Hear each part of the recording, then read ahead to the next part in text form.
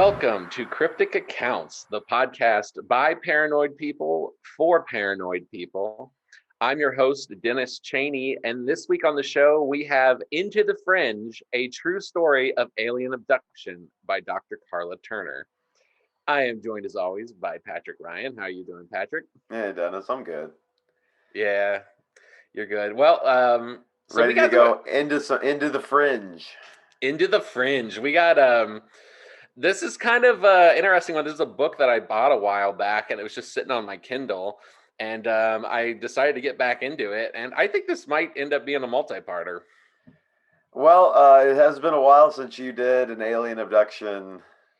It's been a while since we've done like a classic. I can't think of a classic abduction one that we've done since your Blinded by the Light episode. Well, that wasn't an abduction so much. Yeah, but it has some elements. It was a weird interaction. Yeah, most of the abduction stuff you've done, the hybrid stuff, Oh yeah, and and that was forever ago. I feel like yeah, that's what I'm we are saying. Yeah, it's we been are a while long overdue. Yeah. since we've done like some just straight abduction stuff. So this will be fun. So this is actually a book from 1992 that went out of publishing for a while and then came back a few years ago digitally, and it was kind of like a cult favorite. Copies were selling for like hundreds of dollars before they put it on Kindle, and it's written by Dr. Karla Turner. And she's a former college instructor who held a doctorate in Old English Studies from the University of North Texas. And between 1992 and 1994, she wrote 3 books about alien abduction experiences. So, not quite the background you normally expect.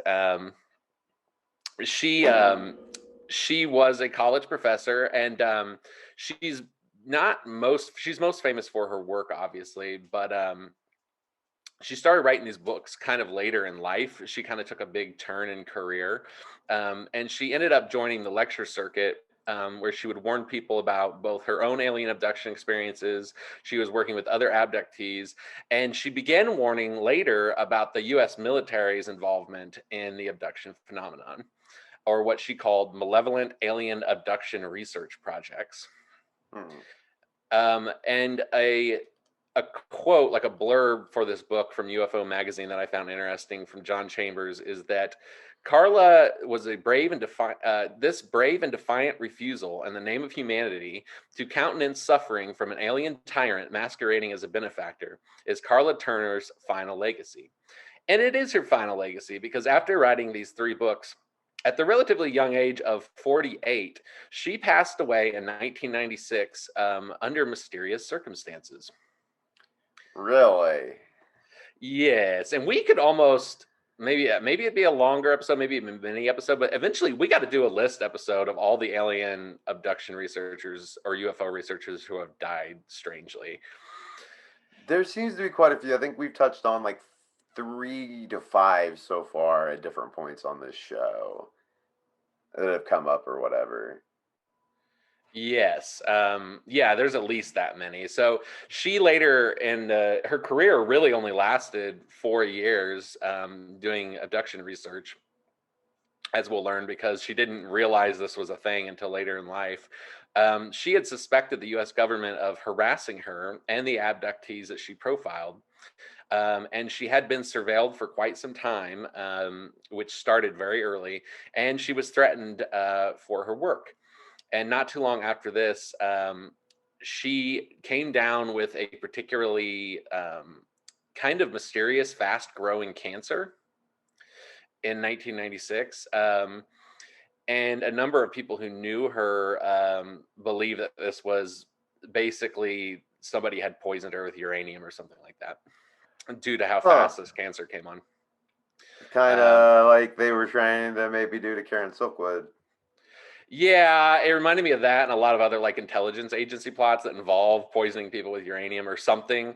It was a very fast growing cancer. They don't know like where it started. I think it might have started as breast cancer, but either way, she had been warned, and coincidence or not, she very quickly died, and then her books were taken out of print for close to 2 decades.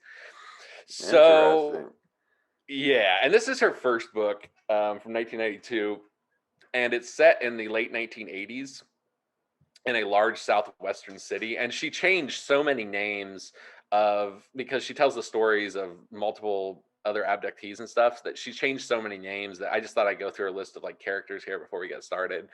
Okay. Um, so one of them is Elton, who's her husband. He was a successful computer consultant. Um, the other one is David, who is Elton's son from a previous marriage, and he was a college student in science. And then another person who we might actually not get into this episode if we go long is Megan, who's David's girlfriend, and James, who is David's college roommate. So So okay, so Elton is Carla's husband.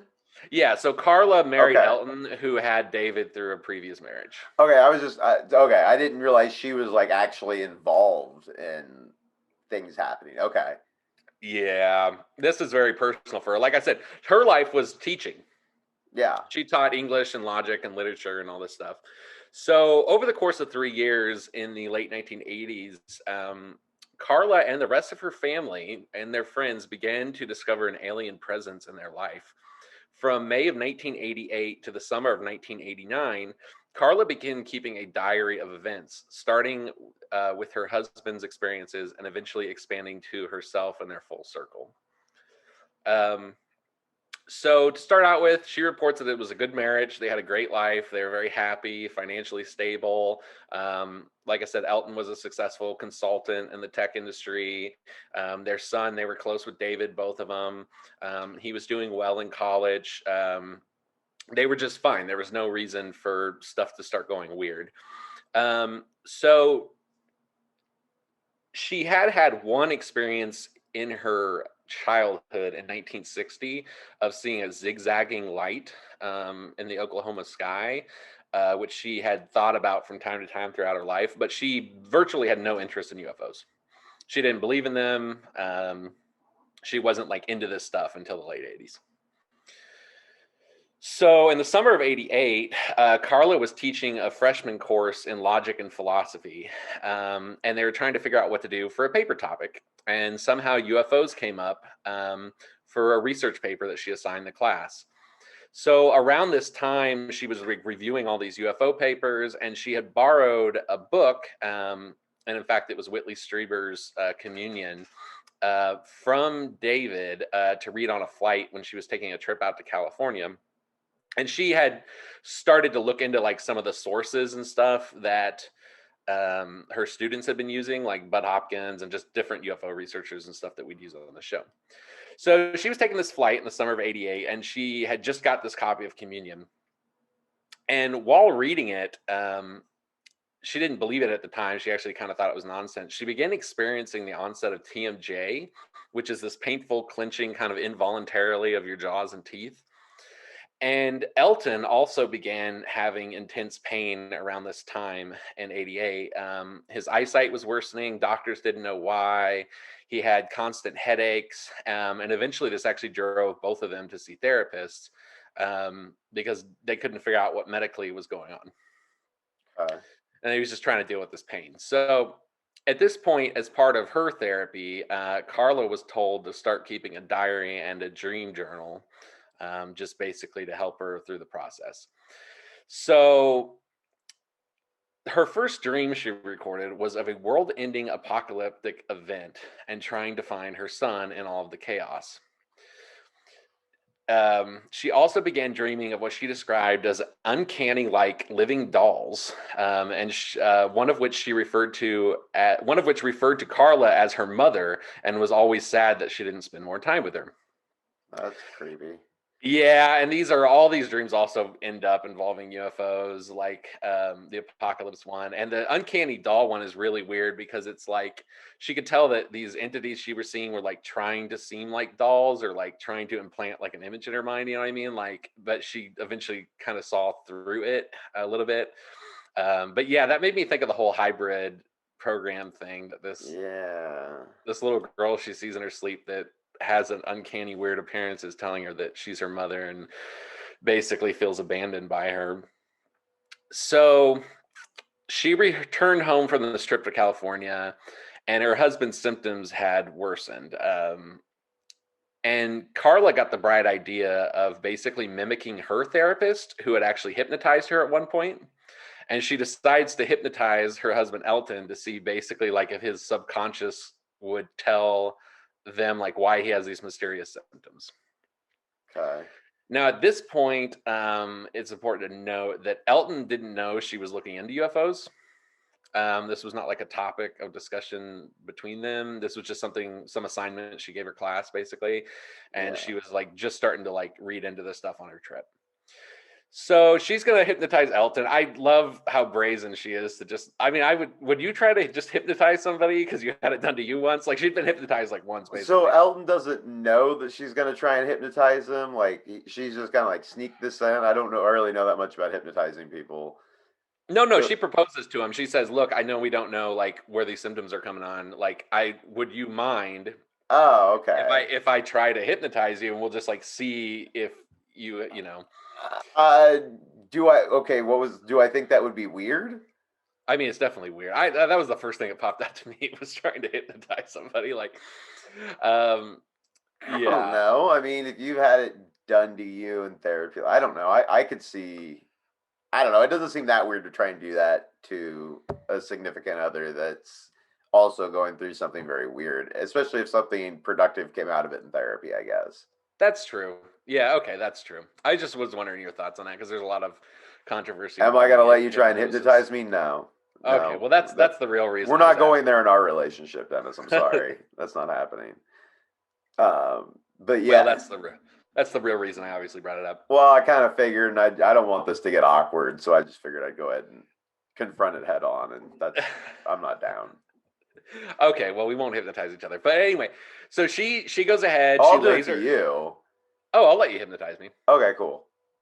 So they're gonna figure out what the deal is with all these symptoms, and it's been causing them a lot of stress. So she lays him back, and she just kind of starts like mimicking and repeating ways that her therapist would hypnotize her. So she kind of goes through it, like all the different techniques and stuff to get him relaxed, and then they do a test where she like tells him to levitate his arm or whatever. But she gets him like in a state where she's pretty sure he's It hypnotized. sounded like it's not that hard to be a hypnotist. Like I'm you not sure based on you can that make a reading we were. lateral move in this career pretty easily. It sounds like she like went to therapy, had it done to her once, and now she's hypnotizing people. Maybe she was hypnotized more than once. I don't know, but Either way, still.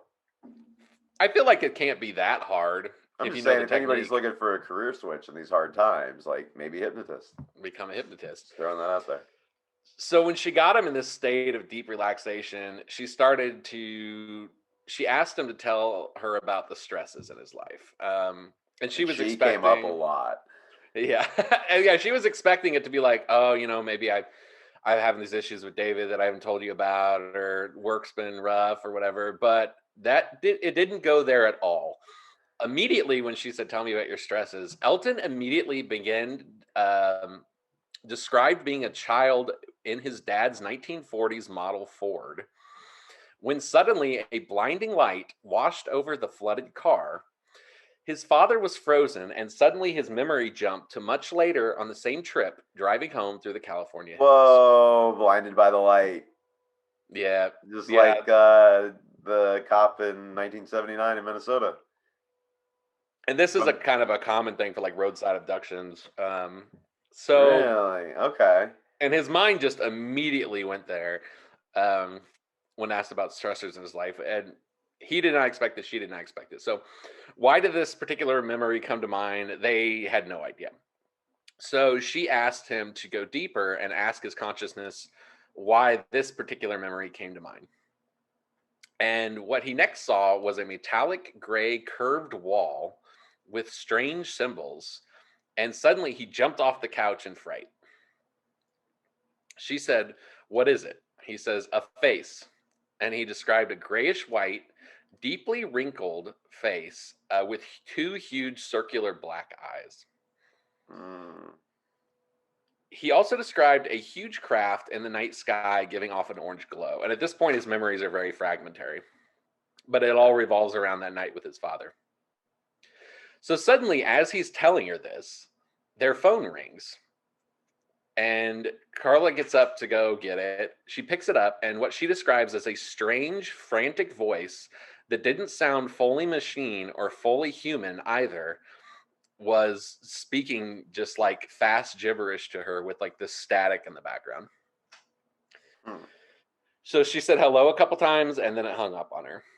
And that's reminiscent, by the way, of a lot of Men in Black calls. And also, it's kind of reminded me of the Operation Trojan Horse calls that our guy was getting around the Mothman times. Um, Man, cell phones really ruined it for the ghost phone call like this. Like, cause I just don't answer numbers I don't know. Like, nobody will ever be able to do this to me. Like, they'll have to do it to my voicemail essentially. did I ever tell you about the time that I think my dead grandfather might have called me? No, you have not told me about the time. Another episode. What So cryptic experiences, Dennis? yeah, Apparently, we need to interview you about your experience, Dennis. I have a few experiences. Okay. But that'll be a much later thing in the show. So anyway, she got this weird, very like John Keel-esque, crazy phone call that sounded like semi-robotic. So she's like, well, that was weird. So she goes back to her husband in the living room, who's like really badly shaken up. It's like he's just uncovered this repressed memory that he's been trying to keep down. It's been causing all this physical pain. And both of them just slept horribly that night. And at this point, she still doesn't necessarily connect it to aliens. She realizes that it's similar to stories that she's reading about for this class, but she's still like, it might be a bad dream. It might, you know what I mean? Like, she's not like, my husband was abducted. Mm-hmm. So the next day, her husband was still super shaken up. So Karla called her therapist to see if she could see Elton. And the therapist was basically annoyed. The therapist was like, look, I'm not about ready to get into little green men with this guy. Like, it was just kind of flippant. Hmm. Um, so Karla decides to hypnotize her husband again. And in fact, she ended up doing it a few times and keeping tape recordings, which I need to find somehow. Um, Yeah, it'd be as nice to part get a hold of that. as part of these show notes, by the way, I did include her last public lecture before she died. And I was listening to a little bit of it last night. It's pretty interesting, but I just included it in case anyone's interested. So she noticed that when she would hypnotize Elton, he would speak in kind of a childlike tone, like he was like regressing back to that time of his life when he was describing these experiences. Um, and he described seeing what he called a bulbous head when he was asked to look closer. Like he described it as this bulbous, almost like, I think he actually described it as like a porpoise like head, like a gray bulbous, but he was having trouble like making it out in his mind, kind of the way that she was with the dolls in her dreams. Mm-hmm. And he described it as hard to see because, quote, I'm not supposed to. Hmm. So she hypnotized him again. She takes him back to the car scene, asking him to go deeper. And he described whirling clouds in the sky on a rural road as him and his father were returning home. He described the light as coming straight down from the sky and being extremely bright, quote, so bright that it went through the car. His father was frozen, was basically just like catatonic, and the car was stopped. Then four figures emerged from the light and took Elton out of the car and carried him to a saucer-shaped craft that was sitting on the roadside. And that again made me think of Blinded by the Light, because remember how they found that miniature burnt Yep. crop circle? This is like their Like something MO. had landed. Yeah. Yeah. Um, so this smaller saucer took him to a larger orange colored, it wasn't orange, but it had like fluorescent orange light ship. And this is where he met what he calls the Old One. Hmm. And that's that wrinkly alien figure that he described before. He said that the Old One's eyes were so dark and large, it's like he, quote, knew all. Oh. He has some kind of special relationship with the Old One, and it gets even freakier. Um, so then he describes that they did a medical procedure on him and using strange lights and inserting something into his stomach, or perhaps extracting something from his stomach. And after they did this procedure on him, he was then returned to the car where his father was still basically catatonic. And they returned him, and his father just turned the car on and went. Hmm. So Karla asked Elton to ask his subconscious if this was the only time he had ever met the Old One. And Elton replied, no. And this is a note from much later in the book, but Elton's dad actually ends up corroborating the story to an extent. Really? Elton's like disturbed about this and wondering if he's just misremembering. And he asks his parents if they remember a time when something happened while he was with his dad. And basically, his dad described what should have been a brief shopping trip. They just like ran into town to get milk. And then on the way home, his mother remembers this time because they were gone for like hours. Like they were missing like 2 hours at least of what it should have been. Huh. Now, his father, though, has a different memory of the events. He remembers there being a tree down in the middle of the road. And he stops because there's this tree down. And then before he knows it, 4 men, quote, come out of the woods to move the tree. And he just recalls sitting there, basically watching 4 men remove the tree and go back into the woods. And then he just continues home. Which seems like a screen memory to me. I always wonder, like, when these people are hypnotized by the aliens, like what they're seeing, you know what I mean? And they see like weird animals or something. But like 4 dudes walking out of the woods to move a tree, it just doesn't make any sense. So No, yeah, you'd think, yeah, that's not something you would normally see. And so, yeah, it's that he just sits there casually, yeah, like mesmerized by it, doesn't get hypnotized out to by it. help. It's clear that you would normally get out and say something, or you know what I mean? Like, so Karla then in this part of the book starts going into Elton's history. He's a very grounded, practical man. He did interestingly spend time in the army and military intelligence in his younger years, though. So Elton had a previous marriage, which is where he had David from. And in 1971, when his first son was 2 years old, there began to be poltergeist activity in Elton's home. One day there was literally stuff got so bad that there's what he described as like an isolated earthquake that shook like only his house. And that only Elton like was the only person on the block who experienced this earthquake. But this had been preceded by like strange sounds, voices, things moving. And it's around the time of this earthquake that his son began describing what he calls the black man. His son says that the black man would walk through the walls of his bedroom at night and would talk to him, but he refused to say what they discussed together. Oh. And for these people, like especially for Ellen, like this is just like a weird thing that happened in his life, but like stuff's reaching a fever pitch where he's starting to like have these memories again. He's starting to bring them up, and everyone's freaked out. Really, this is just starting to mess with their life. So like Karla doesn't know who to reach out to. She already tried to talk to her therapist. So she starts looking around. She figured out, she found out about the Mutual UFO Network, MUFON, and she gave a local chapter a call.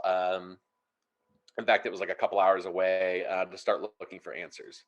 And they were told like, oh yeah, well we have meetings like once a month. So like next month on the May 3rd, I think it was, like you can come out. And they're like, okay, but they're still got like a month till this is happening. Yeah.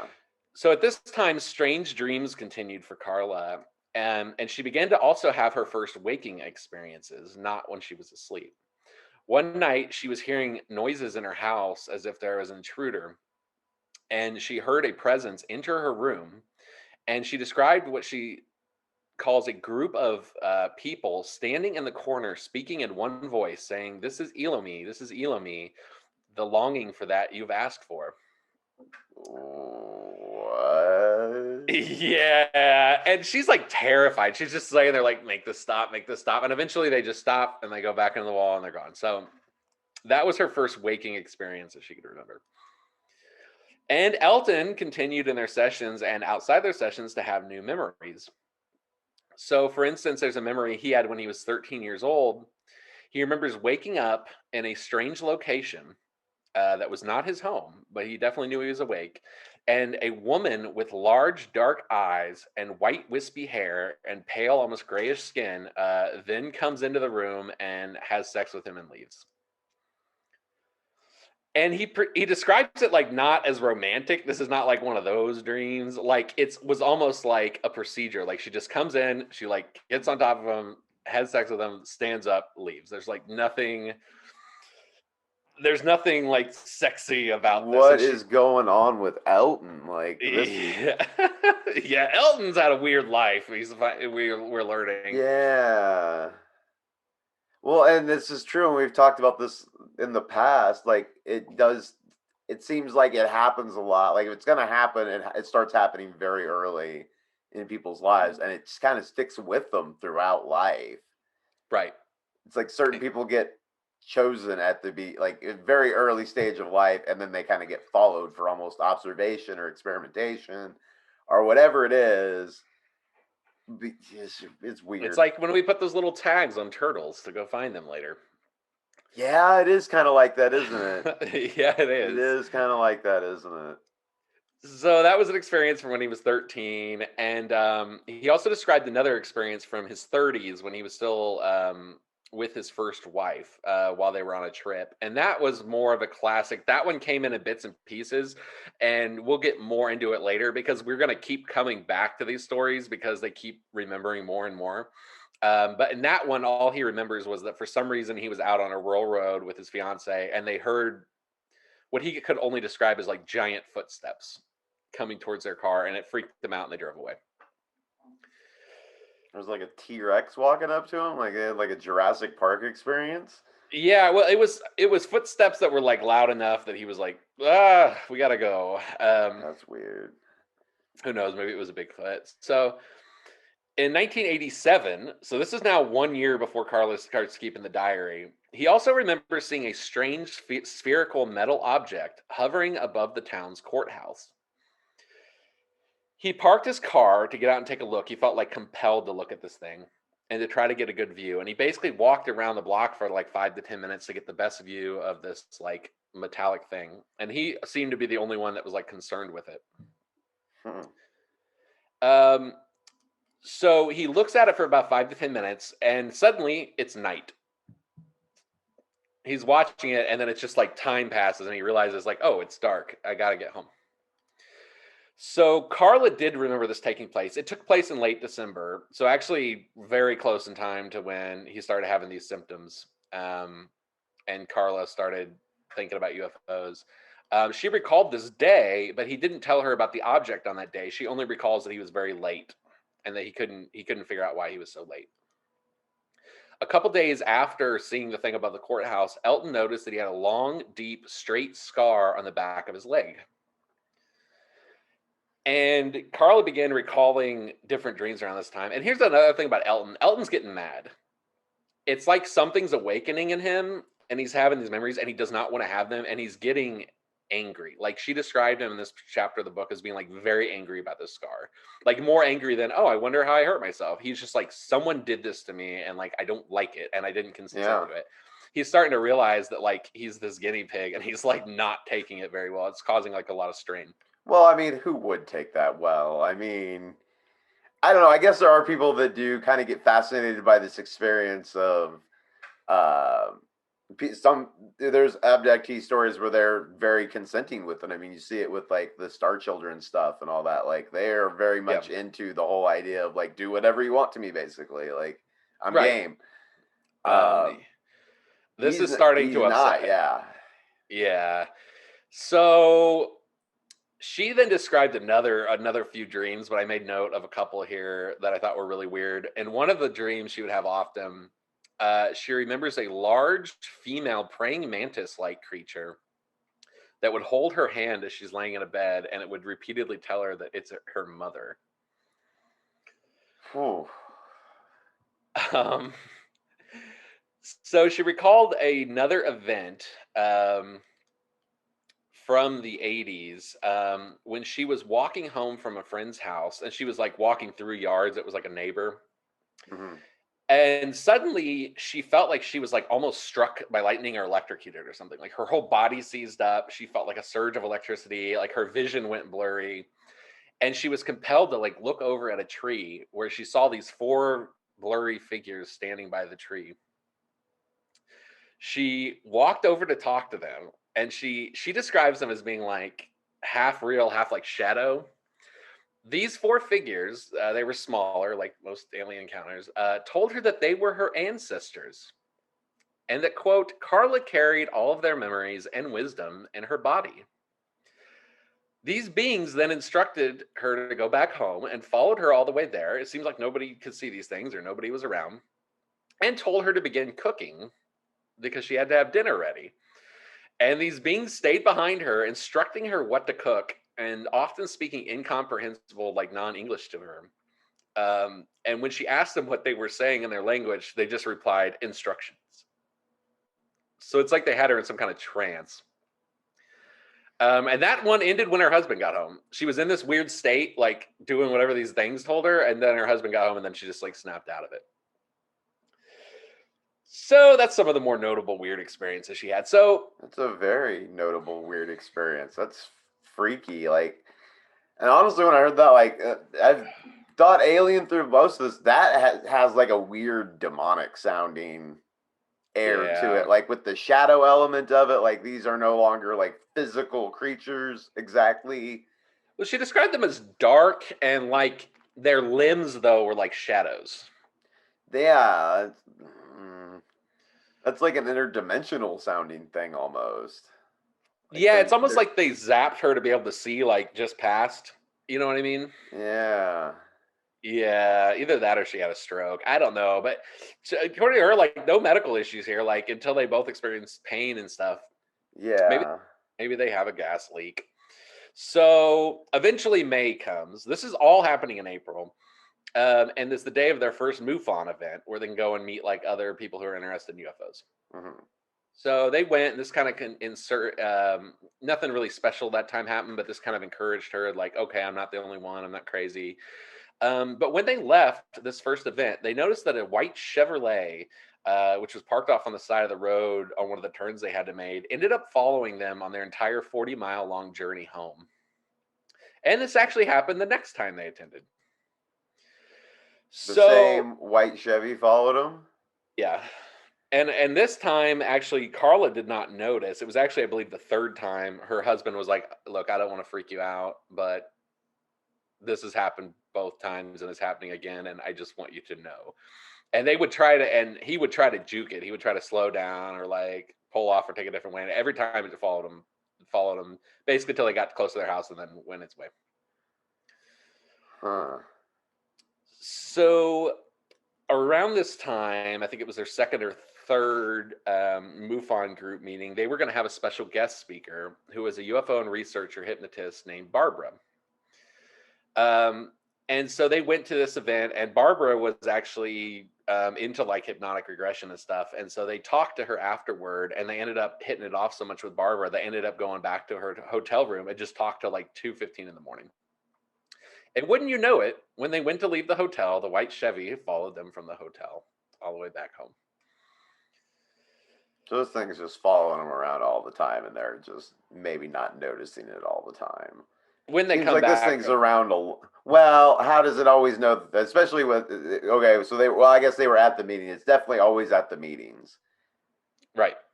Yeah, or it's near the meetings.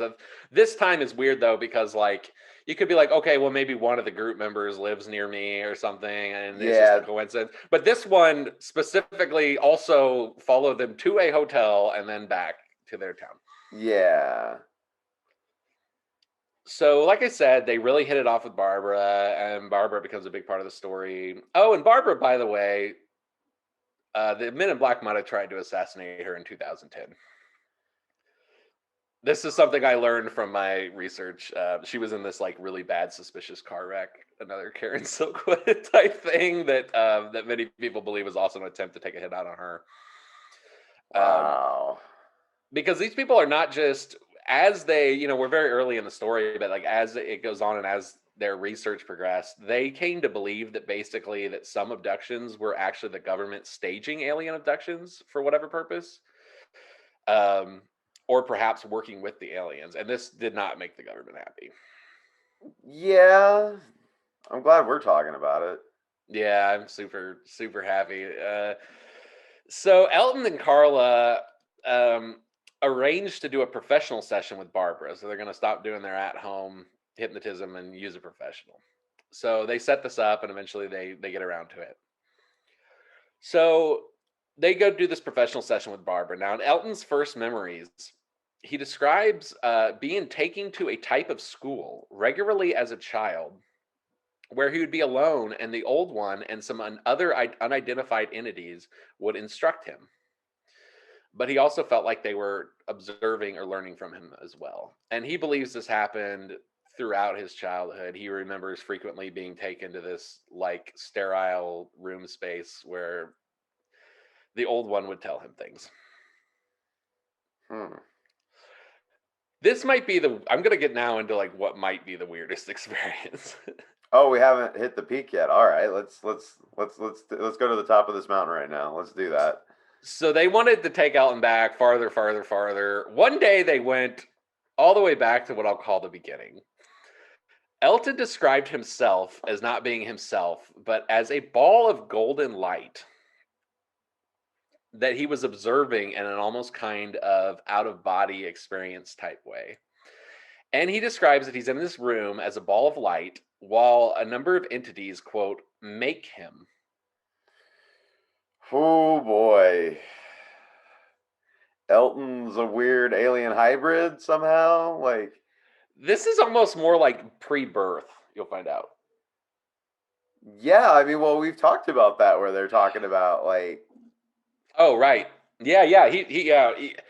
You know what? I didn't think about that. Elton might be like this weird. So he says, quote, they got me ready to be born, and they're very excited. I'm watching what they make. I feel like I'm watching them make me. I feel like they wanted me to be born. Like I was their thing there that them was before I was. I was that thing there before I was with somebody. He described the entities as workers. They're workers. They're not makers. And I'm watching them work. And after I was born, they watched and they came and they took me back there again. So Barbara's like, what do you mean they made you? Like, what's going on here? So he describes these workers operating these panels and these boxes that would interlace what he called different red and white patterns. It almost sounded at some point like DNA or something to me. Um, and when they're done, they like finish the process. They like press a button, and then he says, Suddenly I'm no longer watching." So he's no longer in the out of body state. He said, "I'm inside," and they said, "What do you mean you're inside?" And he said, "Inside my mother." oh, so he was like IV baby or whatever, He was like or a IVF or whatever. IVF. maybe. I didn't see. He saw it more as like he's like this type of soul thing, and they're like creating his structure. Yeah, maybe that was them putting him in. I don't know. That's what I think when you're talking about. I don't know. I just it seems like they were building like the parts of a body. Basically, is what I got out of that Yeah, he doesn't explanation. go into enough detail for my liking.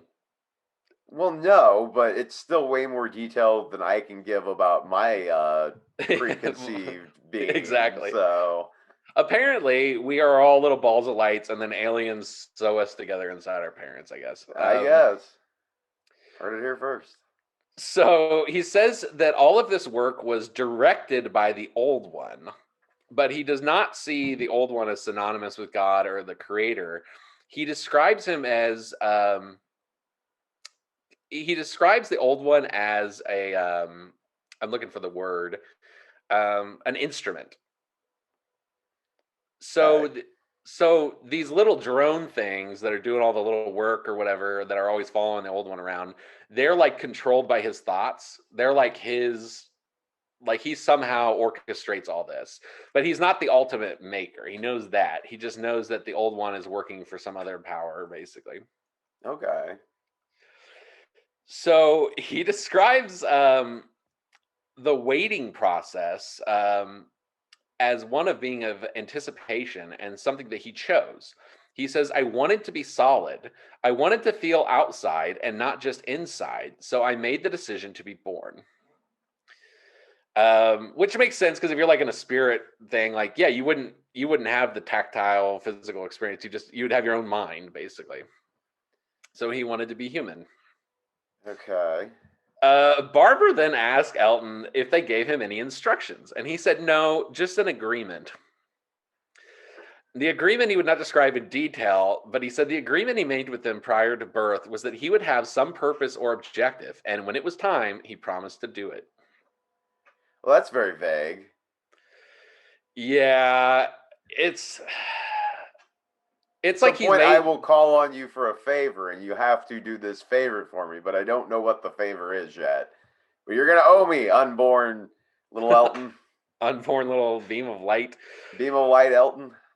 So then they just get off this one, which I'm really hoping I find out more about this the more I read. But Barbara then go ahead and questions him about the courthouse incident that he had in December of '87.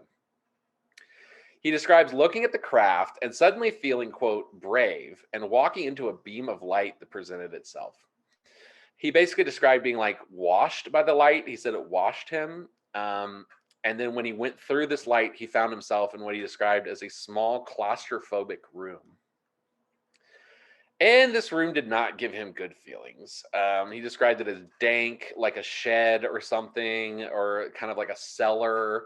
He said it smelled terrible, like a locker room. It's like not a fun place to be. It's also very small. And he ends up realizing that this is the same room he was taken to as a child, and it's not a small room. It's just that he's bigger now, and it's kind of made for them, so it's kind of small.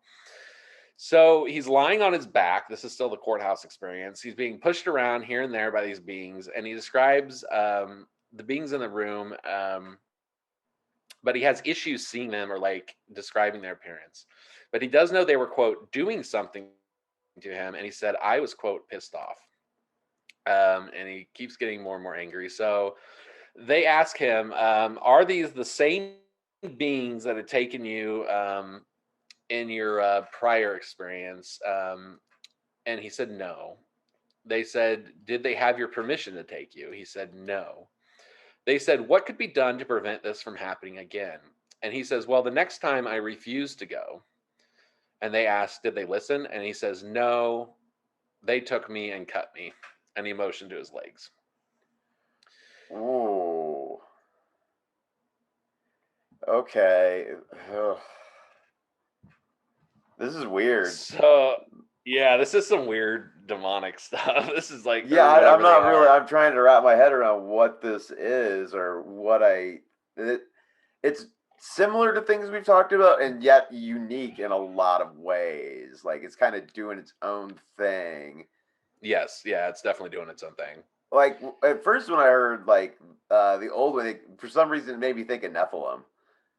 Yes. Like, is this Uh, something that's been around for a really long time and is adapted to this environment, basically, of being stuck in this realm or whatever? yeah, he's like stuck in his body. I also had the idea that, yeah, whatever he is, he's more elderly. He describes when he describes his face, he says, you know, when you think of a gray, you kind of think of it as like plasticky almost. Like Mm-hmm. this one is kind of like a little bigger than a gray. He's got wrinkles. It's almost like he's the thing that the grays were modeled after. Yeah. Um, and he almost seems more, and I don't think this is directly from Elton or Karla, but he seems more biological, and the other things seem more machine elfish. Um, the Yeah, old one, grays almost seem like some sort of drones. yeah, exactly. Like And they're but just, usually there's a bigger one that a lot of people describe that seem more yeah, biological. that somehow maybe. And now that you're talking about this, where he's describing them as like almost being controlled by this thing. Yeah, he's like the director. It made me think a little bit of like Neuralink. Like if you had like 6 little servants in your house who run around doing everything you want, and you're just like, Mm-hmm. go clean the fridge, go. It kind of made me think of that. So I have Yeah, and yeah. we're not that far away from that sort of stuff, honestly. No, I'm worried. This whole ancestor thing is so weird. Like, I don't know. It makes me think of time travel, but like, I don't want to believe we become that ever. All right. So I have a segment here that gets into why he thinks they do this. Okay. So Barbara asks, can you tell me why they're doing this to you? Do you know? Yes, I think so, he answered. It sounds too unbelievable, but it seems that they must have pieces of us so that we can stay alive. They need pieces of me so that there is a way to continue. They need something so they can repair, so they can make, so that they can correct and fix. And I shouldn't be angry, but it makes me angry when they take me away and don't let me know. I'm old enough now. I know I'm old enough and I care enough and I don't understand why, and that makes me mad. So I kind of think his promise to them is simply the promise of being abducted again. Kind of like signing a contract that you can't get out of. Yeah, like, look, no matter what, we're gonna come pick you up whenever we feel like it, and you're just gonna have to be cool with that. But that's what you have to give us so that we will send you to have a body. Is basically what it kind of Yeah. sounds like. Because we made you, but we need you. It's all, I don't know. I think that body thing's very deceptive. Yeah, yeah. Unless there is this old wrinkly dude called the Old One in the real dimension, and we're like his project. We're in his Ugh. simulation. So at this point, Elton and Karla are just flat out freaked out. So abductions way back in the past, like in his previous marriage or childhood, are one thing, but December of 1987 is literally just a few months before she starts keeping her journal, and that's like freaking them out because they realize like, oh, this isn't just something that happened. Like It's this is still something happening. that's happening. Exactly. Like what are the odds that it just stopped? Like Yeah, and what are the implications for his son? yeah. So they then did and went a second regression with Barbara. This time he remembered another day in Kansas in 1960 when he recalls returning home with horrible nose pain and horrible pain in his nose and the face for no That'll happen reason. in Kansas. It'll happen. So it was summertime. Everybody knows that. It's just, yeah, Be it'll careful down happen. I-70. You get the Kansas nosebleed. It's terrible. It's terrible. So they took him deeper. He remembered specifically that it was summertime, sixth grade. He was 13 years old, and one of his friends named Bill Did he get held came. back? Oh, if you graduated from sixth grade, did 13 in the summer, that's not No. okay. Maybe he did. I don't know, but I don't want that's to how hold old. it against him, Oh, but you're right. That should be more like eighth grade. Well, I was gonna say that's seventh going into eighth grade. I stand by my notes. Well, it's hard to succeed well in school when you're doing double duty at night with the old That one. is, look, I'm not faulting him for it. Obviously, he's got a nightlife going on that nobody really understands. And he ends up successful. He ends up being an executive, and so his friend Bill came over to his house, and he lived in this house in Kansas, and across the street was like a big 10-acre field. And his Yeah, friend that Bill comes to sounds the about right. house. Yeah, well, it sounds like actually exactly the street my parents live on, a 10-acre Yes, lot. So I like was across gonna the street is say it. literally, yeah. So Bill comes and says, "Hey, Elton, you got to come out of here. There's a UFO that landed in this field. We should go see it." Um, so he then recalls basically walking over to this field with Bill, and he like is trying to see this craft, and it's like he can see it, but he can't quite. It's like these things mess with your vision. They don't want you to see them. And he describes trying to get closer, and then he feels swelling up inside of his nose. He recalls feeling dizzy, almost like he'd been punched out, but he couldn't remember why. Bill didn't punch him. And he remembers having the thought as he's trying to look at this craft that I'm not supposed to see this. Oh, so there's like some weird, like telepathy, almost stuff going on with this. Like it's somehow sending a message, like that's making you feel like you shouldn't be there. Yeah, like, hey, this isn't for you. They tend to be inside our brains. So he then recalls seeing three beings who he described as thinking of as strange children at the time, who took him into the craft, laid him on a table, and put an instrument up at his nostril, which caused a quote popping sensation.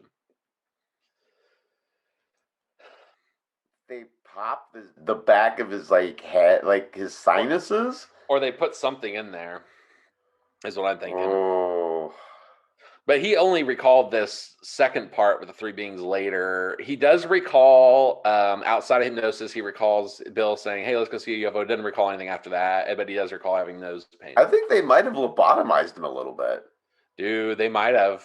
They might have been like, "You've seen too much. We gotta take that memory out, or we gotta like pop this little thing up there." You know what I mean? Like that's the first thing that comes to mind when you talk about something pop. Like I'm that's oh, like I know piercing whatever that piece is. I don't know enough about.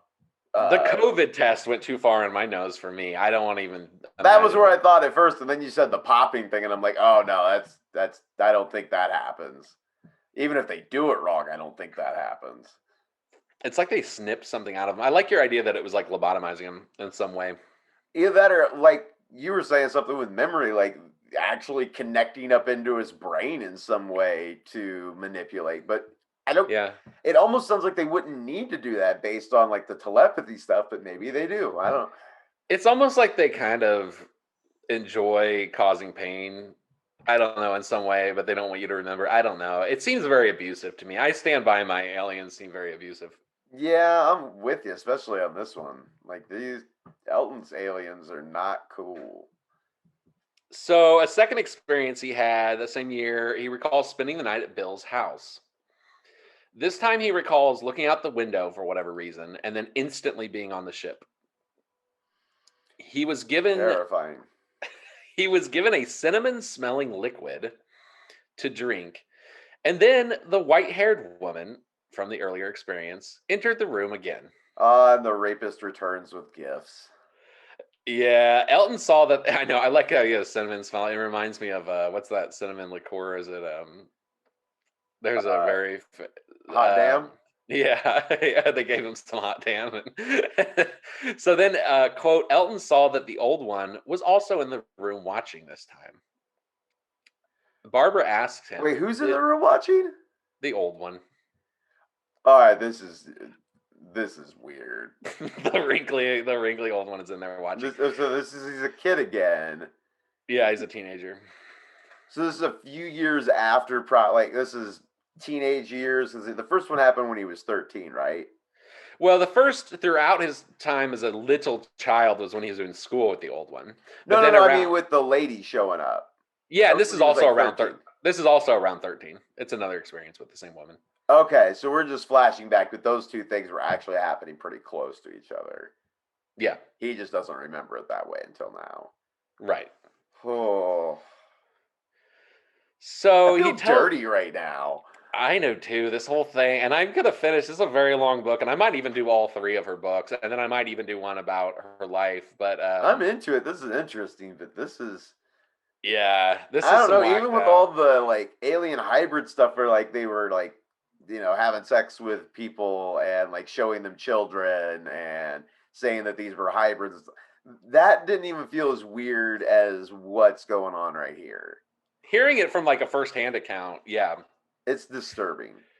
And I would not be shocked if this is closer to like what the other ones are, like but like a lot of times in these alien UFO stories, a lot of times the crazier stuff like this doesn't get reported because people are like, I have a story, I want to tell it, but you're not gonna believe the part about the Well, if you think about how hard it is for victims of like sexual assault to come out sometimes, that's a human on human thing. yeah. Like we all know that exists. Like this is a whole nother plane of rape explanation, basically. Is like not only was I violated, but you guys don't even know the thing that did it to me. And now I gotta explain what that is and how I It got was there.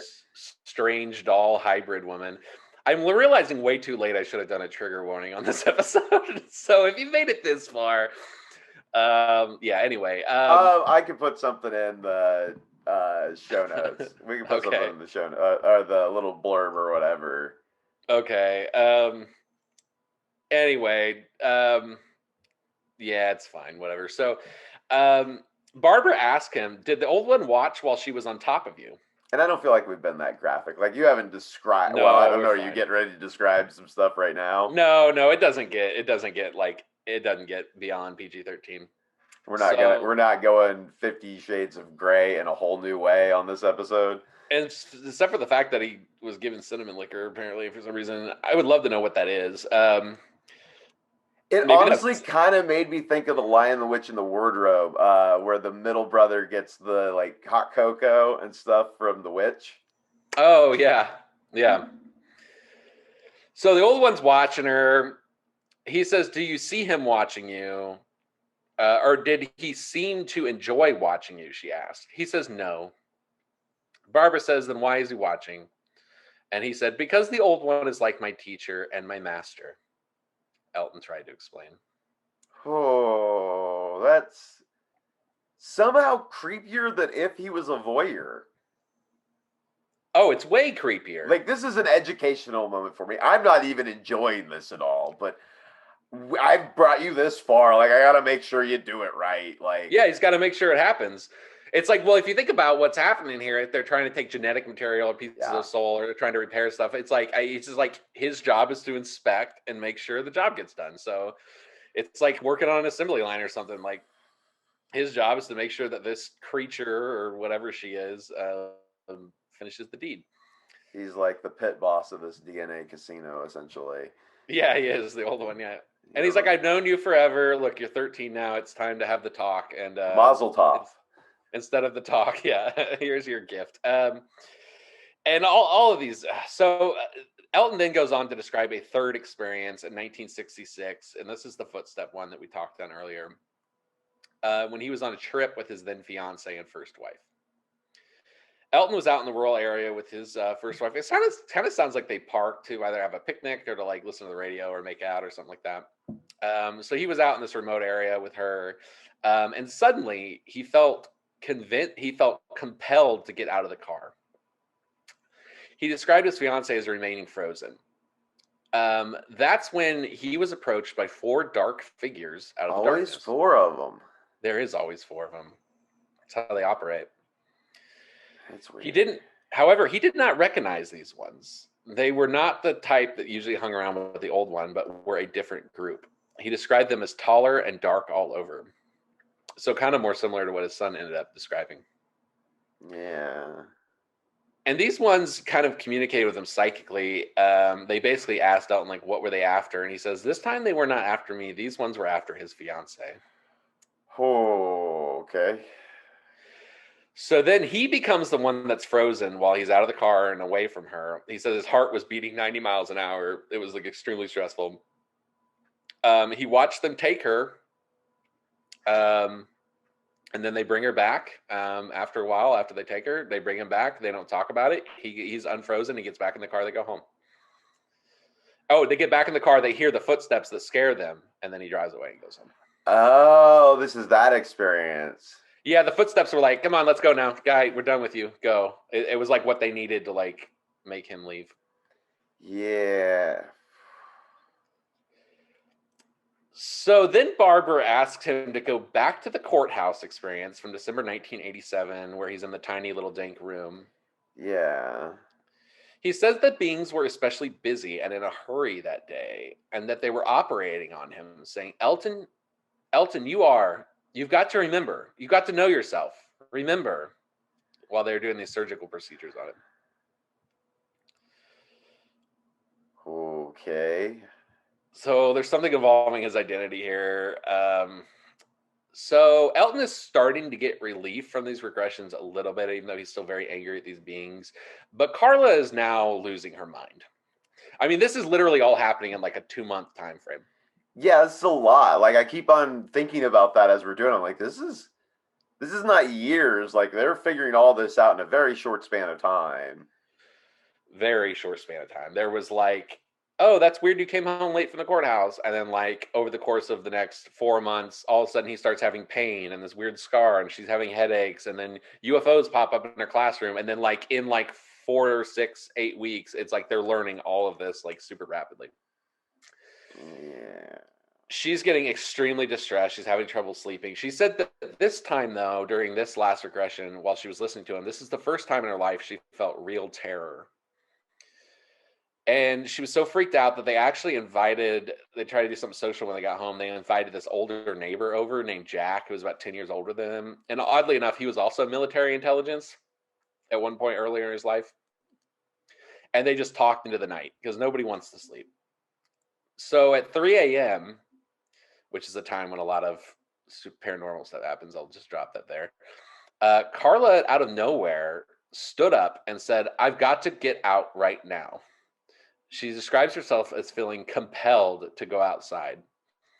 And Elton was confused. He's like, it's the middle of the night. So her husband and Jack actually ran after her. She started running away from them, and they followed her out into the street, chasing. Suddenly, all three stopped. And once they caught up with her, they noticed a bright white light in the sky.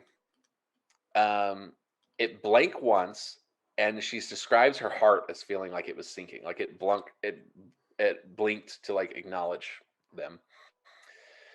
Then it flashed again, but larger this time and in another location. Like, I'm over here now. And she remembers thinking, quote, "This is what it feels like to die." Oh, I mean, that's a weird thing to feel. Well, it's like her whole life up until this last time. Like, she's wondering, like, she's stressed, but she's wondering, like, okay, is my husband having mental illness? Like, you know what I mean? Like, what's going on? Like, and now she's starting to realize, like, oh, it's just true. And it's like, it's just this gut punch. Like, all of this is Yeah. true. And you're somehow roped into all of it now. Yep. Like it seems like basically anybody Elton has come in contact with in his life has probably had this happen to them. Or been involved in some way. Yeah. Yeah, that's what I mean. So the light then begins zigzagging and changing from red, green, and white. It begins to grow larger, coming closer, and they noticed the lights were attached to a craft and it was coming right toward them. And it got close enough that even in this 3 a.m. darkness, they could see the metallic underside of the craft, is how close it got. So they bolt. All three of themselves run back to the house. They lock themselves in the living room, and Jack is just crushed. He said, "quote I thought I had it all figured out, but now I think I don't know anything." And he kind of just has this mental breakdown. He's like, He's like a psychologist, and he's like, "I thought I understood things. My entire life feels like a lie now." Yeah. Yeah, I would imagine that will do something like that to you, especially if this is not something you've really thought about or had any real belief in at all. Yeah, it's kind of a It definitely ruin your week. yeah. It'll make for an awkward evening. So fast forward just a month to July 1988. Elton and Karla are just growing increasingly more angry, and they're wanting answers. And it gets to the point where she starts asking Elton basically if he could choose to make contact with them so they could ask for answers. She's like, "Can you reach out to them and like, can we give them a piece of our mind and be like, why are you doing this? Please stop this." And he basically tells her, like, "Look, I can try, but I don't even know what that would look like. I've never controlled this. They just do whatever they want to me. Like, this is completely outside of our control," which is just Yeah. terrifying her. She is so at her wits' end and scared basically 24 hours a day now that she literally describes it that every time she would walk through a door in her house, she would expect to see one of these little things like waiting there for her. Yeah. And this ended up culminating in her first experience that she remembers waking late. On July 7th, 1988, Karla began hearing noises in the house again as she was laying in bed. And she began hearing a voice saying a word that began with the letter K, but was in some unfamiliar language. She was again paralyzed. She felt like she could not get out of bed, paralyzed with fear, not like sleep paralysis. She's like, "I don't want to face or see whatever this is." And when they got up to check it out, they found out that their TV had turned itself on in the middle of the night. Um, but then in the morning, they also discovered two puncture wounds on Carla's wrist and this triangular pattern made of circles on her stomach. So now they're taking things from her. And to make matters worse, David, their son, was about to start having experiences of his own, as well as his girlfriend, Megan. Oh man. Yeah, no, this is a very unsettling story. It Uh, is. I felt reading it, but I couldn't stop reading. It's super fascinating. oh no, Um, I want to do more of this. oh, we're going to. And it wasn't until September. She actually waited 2 months, but eventually she did a hypnosis with herself with Barbara, and that'll have to be part two. All right. Well, I'm slightly freaked out, and yeah, that was a good find, Well, dude. I'm happy to get back to. I know, and this is just our first of three. Like, I think I'm gonna end up doing all of these books. I mean, if they're all like this, yeah, we definitely should. Yeah, I'm definitely gonna at least buy and read the next one just for my own. I don't even want to call it enjoyment. And to know this ends with a possible murder with cancer, like there's just no happy ending. I like, oh my gosh. It's all bad. It's all bad. It's all. None of it's good. So here, let me actually, I had looked up right before we started. So Turner died in 1996.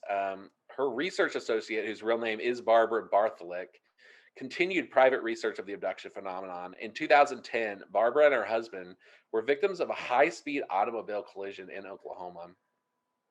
In Oklahoma? Yeah, Barbara's husband died in the crash, and she maintains with certainty that the accident was deliberate and that she was being surveilled for what research she had done and who she communicated with. Man, this is like feels like a cross of like so many different things we've covered on this show. Like all in one story essentially. Like this is It's bonkers, man. I wanted to do the whole book, but I think it would end up being like 3 hours. Yeah, but we'll catch back up. We'll catch back up on this. But I'm glad you, again, I don't want to say enjoyed, but I'm glad we discovered this. I found it very interesting. Hopefully everybody watching and listening did too. If you did, like, rate, share, subscribe, do all that stuff. We appreciate it. Yes, thank you for listening, and we'll see you next week. Yeah. Bye.